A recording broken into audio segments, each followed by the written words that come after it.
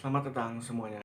Kembali lagi di sini bersama gue Zamed yang akan ngebahas komik One Piece chapter terbaru yang baru aja rilis atau keluar minggu ini, yaitu chapter 984. Dimana chapter kali ini diberi judul Kitabku. Ya, chapter ini kenapa diberi judul Kitabku nanti juga akan kita bahas seperti biasa, karena petunjuk dari judul ini nanti ada di akhir-akhir halaman chapter. Jadi langsung kita bahas aja. Sebelumnya mungkin gue harus ngucapin selamat ulang tahun dulu untuk navigator kesayangan kita semua, navigator terbaik di dunia, yaitu Nami. Nami kemarin baru aja ngerayain hari ulang tahunnya. Jadi harapan kita semua, semoga Nami adalah orang yang akan mengantarkan kaptennya dan juga teman-teman bajak lautnya menjadi raja bajak laut. Ya, semoga tercapai ya Nami. Oke. Jadi kita langsung masuk ke pembahasan chapter 984 yang berjudul Kitabku. Pertama yang akan kita bahas adalah tentang masih tentang cover story keluarga Gunbridge yang kali ini Pound menyatakan kalau dia adalah ayah dari dua bersaudari kembar, yaitu Lola dan Chiffon. Jadi di depan Lola dan Chiffon juga bajak laut Gunbridge. Di situ juga ada Pace. Pound menyatakan kalau dia adalah ayah dari Lola dan Chiffon. Dengan mata yang berkaca-kaca dan menitikan air mata, Pound mengatakan kalau dia adalah ayah dari mereka berdua. Di sini juga kita ditunjukkan Pace, yaitu cucu dari Pound, anak dari Gunbridge dan Chiffon. Dia sangat excited ya dengan adanya seorang Pound ini. Jadi memang saat di chapter lalu saat Badge dan Chiffon bertemu Pound di pulau Wall Cake, markasnya Big Mom, Pace ini juga seperti punya keikatan batin tersendiri terhadap Pound ini. Jadi makanya di sini juga ditunjukkan lagi kalau Pace sangat antusias dengan keberadaannya Pound. Namun di sini yang lucunya adalah ekspresi yang ditunjukkan oleh dua bersaudari kembar ini, yaitu Lola dan Chiffon. Dia dengan ekspresi yang sangat kaget mendengar pernyataan yang dikeluarkan oleh Pound. Sama sekali nggak nyangka kalau orang itu adalah ayah dari Lola dan Chiffon. Jadi Lola Chiffon sendiri makanya bingung, karena memang selama ini dia nggak dikasih tahu, mereka berdua nggak pernah tahu siapa ayah kandung dari mereka. Jadi perkiraan gue meleset sebenarnya dari mulai chapter 940 atau 41 yang gue sempat bilang kalau mungkin cover story ini akan selesai dalam 2 chapter ke depan. Ternyata sampai chapter ini 944 cover story masih berlanjut dan kemungkinan juga masih belum selesai. Jadi gue gak akan prediksi lagi berapa chapter tentang cover story Gunbridge ini.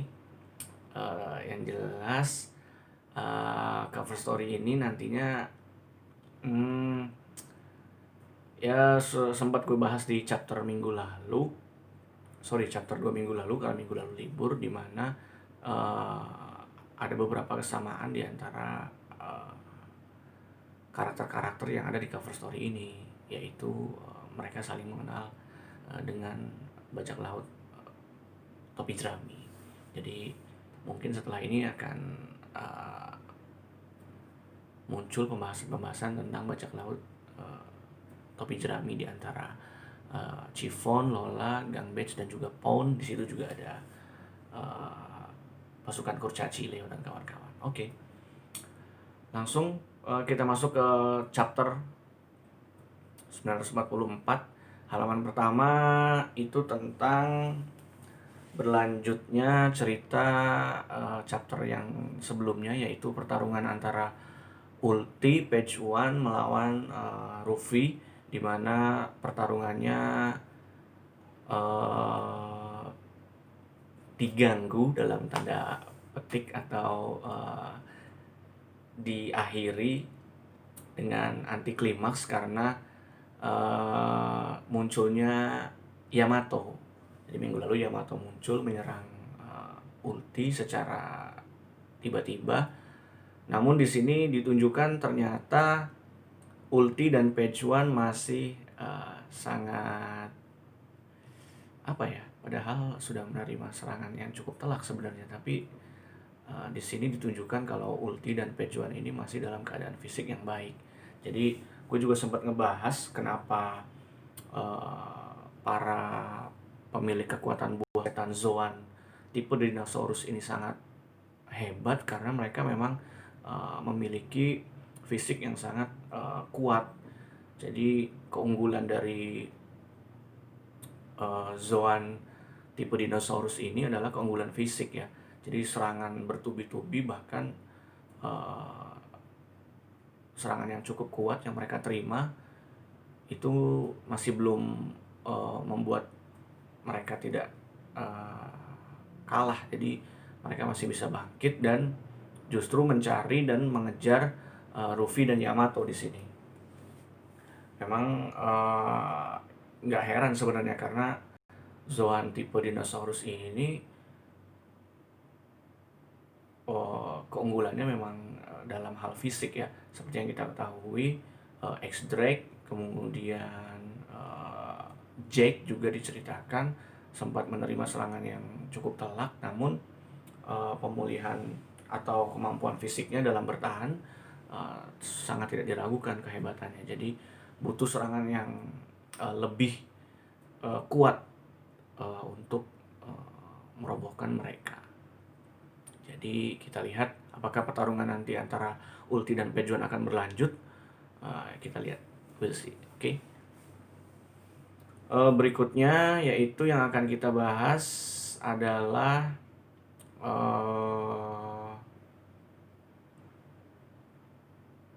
jadi di sini juga ditunjukkan kemarin, jadi Ruffy itu dibawa kabur oleh Yamato. Sebenarnya Ruffy tidak ada di chapter yang lalu, tidak ada rasa curiga terhadap Yamato ini, karena dia bilang saya tidak merasakan aura jahat dengan Kenbunsoku Hakinya.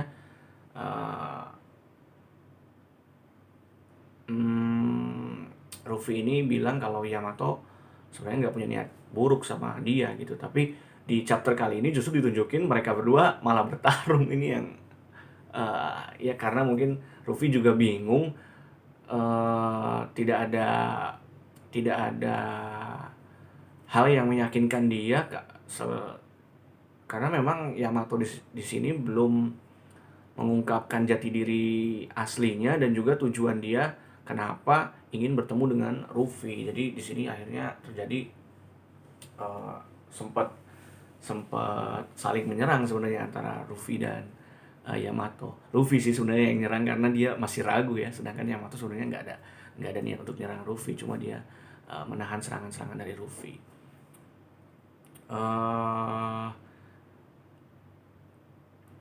Di adegan ini juga sempat Yamato bilang kalau Ruffy ini sifat keras kepalanya mengingatkan dia sama seseorang. Nah ini yang nanti di akhir chapter halaman ini akan diperjelas siapa yang dimaksud oleh Yamato di sini. Jadi dia mengingatkan, dia teringat seseorang karena sifat Ruffy yang sangat keras kepala. Dan juga Yamato bilang dialognya di sini dia juga teringat akan pertarungan Yamato dengan orang tersebut. Nah ini yang menarik nih. Jadi orang tersebut itu siapa, dan ternyata pernah bertarung sama Yamato di masa lalu. Oke, jadi nanti kita simpan dulu, kita akan bahas di halaman akhir chapter minggu ini.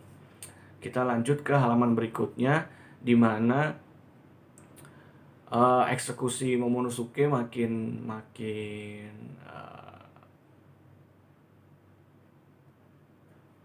sengsara ya ngelihat Momonosuke dalam kondisi babak belur.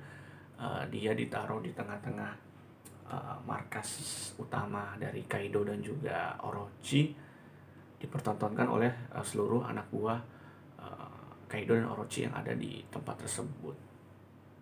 Jadi di sini Orochi bilang kalau Momonosuke ini muncul kembali setelah 20 tahun yang lalu, di mana ayahnya Kozuki Oden dieksekusi. Jadi istana dari Momonosuke ini sebenarnya sudah dibakar oleh pasukannya Orochi. Makanya pasukan Orochi dan orang-orang di Wano menganggap pasukan Akazaya Nine, kemudian istri dari Kozuki Oden yaitu Taki, Momonosuke dan Hiyori, dua anak dari Kozuki Oden ini mereka anggap sudah mati. Namun ternyata Orochi bilang 20 tahun dari sekarang, yaitu saat ini, mereka muncul kembali di sini.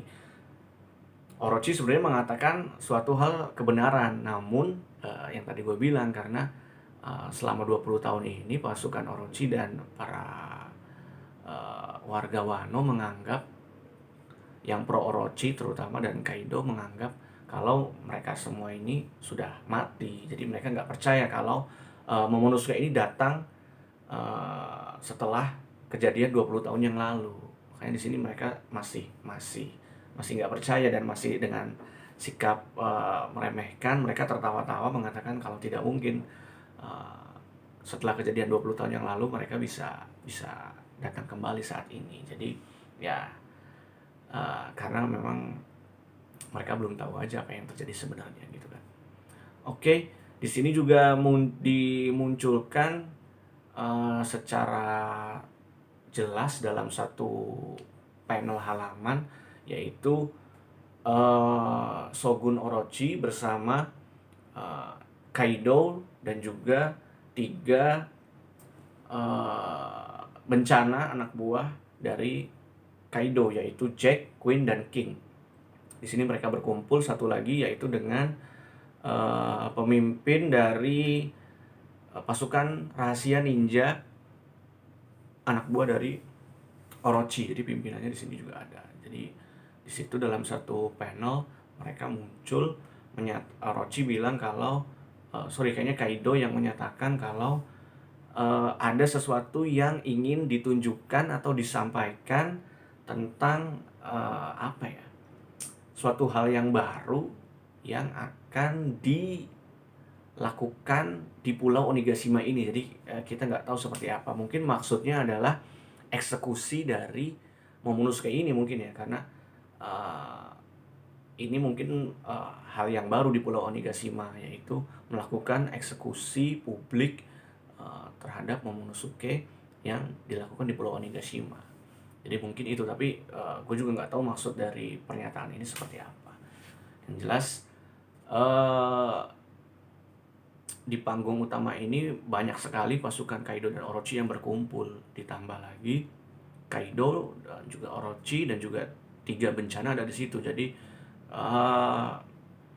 para penyusup ternyata juga sudah ada di antara pasukan Kaido tersebut. Dan di antara para penyusup itu ada 2 orang anggota bajak laut topi jerami, yaitu Nico Robin dan juga Jinbei. Jadi ternyata Jinbei dan Nico Robin sudah berbaur dengan kelompok bajak laut Kaido, karena mereka menyusup dengan menggunakan setelan atau kostum dari pasukan bajak laut Kaido. Bukan cuma mereka berdua, jadi beberapa pasukan aliansi yang lainnya, yaitu para samurai bahkan juga ada di antara mereka. Di antaranya juga ada si kakek Hyogoro. Dia juga ada di antara kerumunan pasukan Orochi yang menyamar. Jadi Robin bilang bagaimana kita menghadapi situasi ini gitu, karena Robin nggak tega ngelihat Momonosuke dalam keadaan babak belur dipertontonkan oleh Kaido dan Orochi. Sedangkan Jinbei dengan penuh pertimbangan dia mengatakan sebaiknya bersabar, kita harus menunggu reaksi dari para pasukan samurai di sini. Jadi para pasukan samurai juga sebenarnya mereka semua ini nggak tega ngelihat kondisi Momonosuke, yang mana Momonosuke ini adalah putra dari seorang Kosuke Oden. Mereka sangat hormat pada keturunannya, yaitu Momonosuke ini. Jadi kita lihat ke depannya reaksi mereka nanti akan seperti apa. Apakah akan langsung menyerang, menyelamatkan Momonosuke, atau seperti apa, nanti kita tunggu aja di chapter berikutnya. Yang jelas, yang bikin gue tenang, yang bikin gue rada senang adalah kehadiran Jinbei dan Nico Robin di panggung utama ini. Kenapa? Karena di chapter sebelumnya yang udah kita bahas sebelumnya, bahwa Big Mom yang sudah dinanti-nanti oleh Kaido juga sedang mengarah ke panggung utama. Jadi Big Mom ini mengejar Nami yang membawa Zeus, dan juga Nami ini bersama Shinobu dan Carrot sepertinya juga akan menuju ke panggung utama, karena mereka memang misinya adalah menyelamatkan Momonosuke. Jadi mudah-mudahan kelompok Nami ini bakalan bergabung sama aliansi para samurai, dan juga bertemu dengan Nico Robin dan juga Jinbei. Jadi itu yang bikin gue tenang. Mudah-mudahan misi mereka sukses buat menyelamatkan Momonosuke. Oke. Selanjutnya kita ke halaman selanjutnya akan kita bahas tentang jadi pasukannya Lau ya, pasukan Lau yang mengendarai kapal bajak laut Lau, yaitu Polar Tank, sudah sampai di dekat belakang pulau Onigashima. Jadi memang tujuan mereka adalah menyerang dari belakang pulau Onigashima, dan mereka sudah dekat dengan tujuan mereka. Dan akhirnya dengan kekuatan buah setan milik Trafalgar Law, para Akazaya Nine ini muncul ke permukaan, karena diceritakan arusnya ini sebenarnya arus yang sulit untuk bisa naik ke permukaan. Namun dengan kekuatan Law, akhirnya para samurai Akazaya Nine ini bisa naik ke permukaan.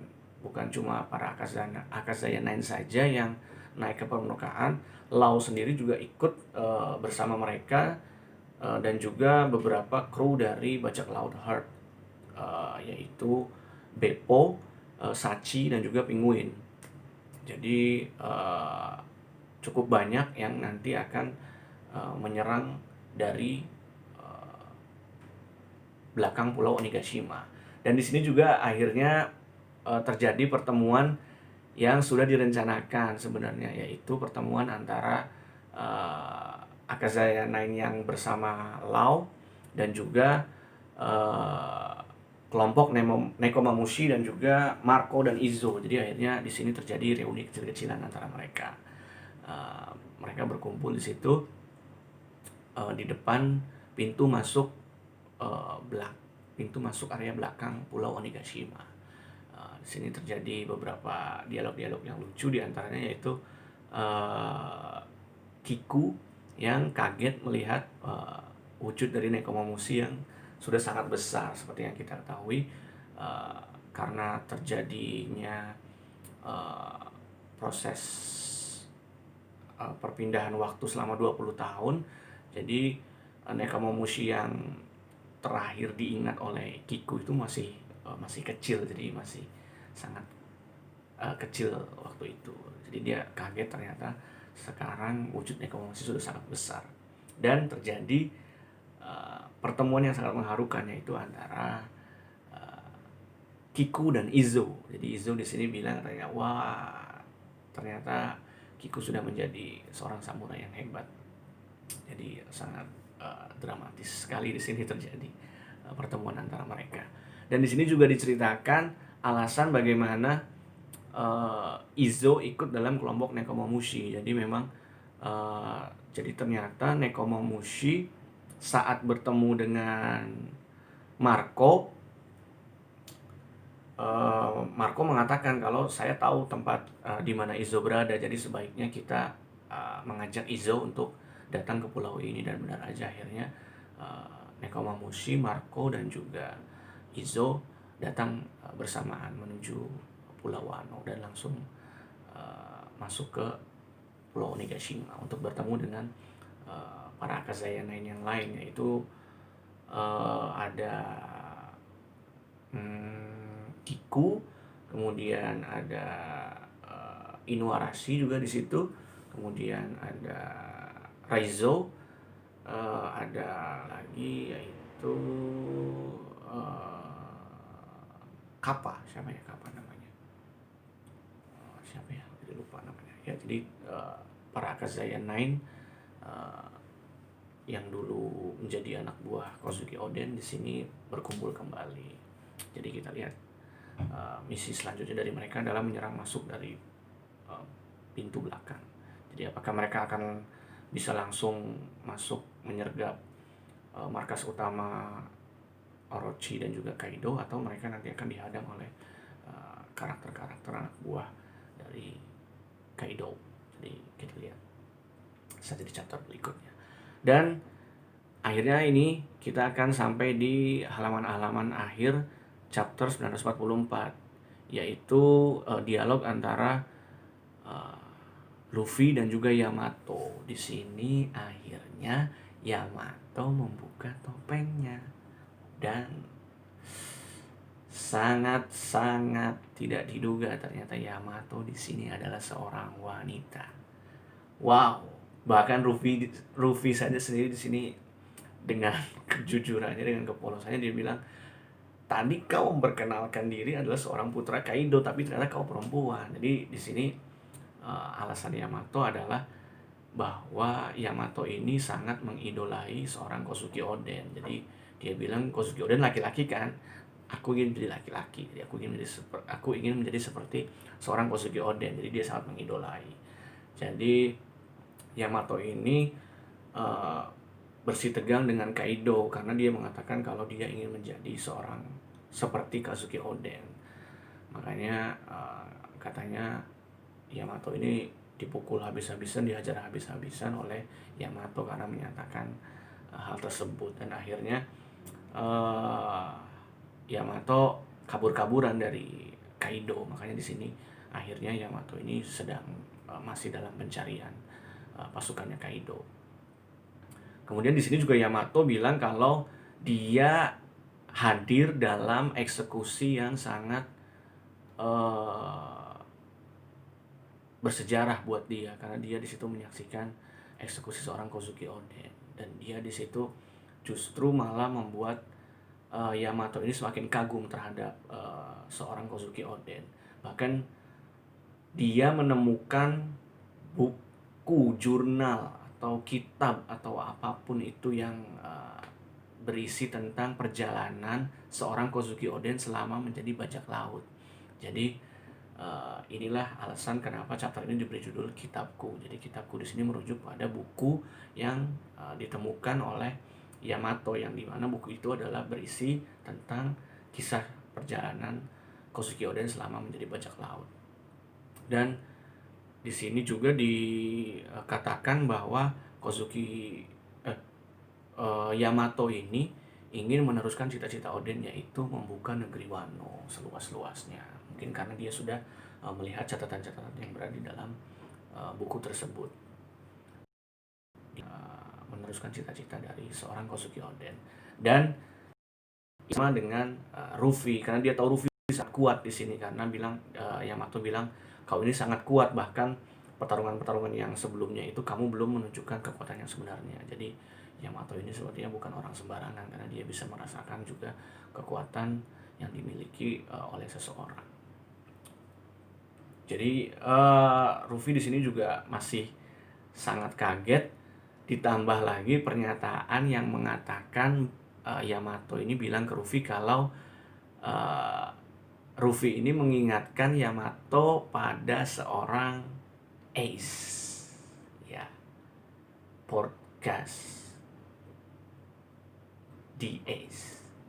Jadi seperti yang tadi sebelumnya dibahas, yaitu Yamato ini teringat akan pertarungannya di masa lalu, dan orang yang bertarung dengan Yamato di masa lalu itu adalah Ace. Jadi Yamato ini mengenal Ace. Seperti yang kita tahu, Ace memang pernah berada di negeri Wano. Jadi Ace tiba di negeri Wano itu saat dia berstatus sebagai kapten bajak laut Spade. Jadi sebelum bergabung dengan bajak laut Shirohige. Dan ternyata Ace saat di negeri Wano bertemu dengan seorang Yamato. Jadi kita tidak tahu sedekat apa hubungan mereka, sejauh apa kita belum tahu. Nanti mungkin akan diceritakan di chapter sebelumnya dalam bentuk flashback. Jadi kita akan nantikan saja. Prediksi gue minggu lalu, chapter sebelumnya, bahwa X-Drake akan muncul di chapter 944 ini ternyata salah. X-Drake masih belum muncul, dan itu justru malah bikin gue makin antusias, makin penasaran kenapa X-Drake masih belum muncul juga. Apa sebenarnya tujuan dia di markasnya Kaido, apa tujuan dia menjadi anak buah Kaido. Gue sangat penasaran. Oke, jadi sayangnya minggu depan chapter 945 libur dulu untuk rilis minggu depannya. Jadi akan rilis kembali mungkin 2 minggu ke depan. Ya mau gimana lagi, kita harus bersabar mungkin. Disinilah kehebatan para Oplovers, dimana kesabaran kita semua sudah tidak bisa diragukan lagi. Kita bahkan sudah mengikuti cerita ini sejak berpuluh-puluh tahun lamanya. Jadi kalau cuma nunggu 1-2 minggu itu sepertinya nggak akan ada masalah, bukan? Oke, jadi dari gue itu aja pembahasan chapter 944 ini. Semoga kalian suka. Jadi gue makin gak sabar terhadap chapter selanjutnya. Semoga karakter-karakter yang lain juga akan diceritakan di sini. Oke, semoga kalian suka terhadap pembahasan gue kali ini. Salam bajak laut.